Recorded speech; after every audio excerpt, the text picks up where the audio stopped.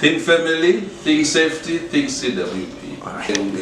Kubantu besifazane bonke nje abasemhlabeni, clients or non-clients, sithi-ke umuntu wesifazane akaqine abe imbokodo eyinzala abantu emhlabeni wonke jikelele. Usuku lube kahle, ni-enjoy, niqaphele kuphela nizi-check-e ngoba ikhona. Ngiyacela you guys for initiating lento. It's very important.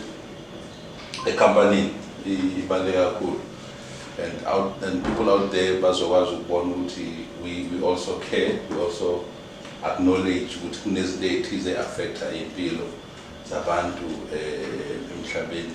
So ufuna ngaso ngesikhathi sibambe iqhaza. I would have loved ukuthi mhlambe kube khona abantu esiba-invitile for this smallanyana event, kodwa ke I think ngelinye ilanga kwenza kanjani, especially our female clients afike si celebrate, because it's like an awareness, not a celebration per se. So our awareness whereby sizokwazi ukuthi siqwashise kakhulu abantu besifazane ukuthi ufuna iyakwazi ukuthi ivimbe.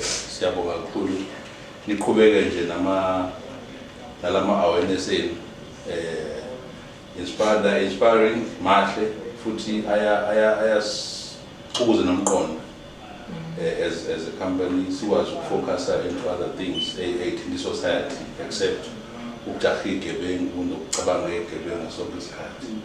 So well done guys, it's a good initiative. Ayiqhubeke kwande nje, sizoyisupport kakhulu. Siyabonga.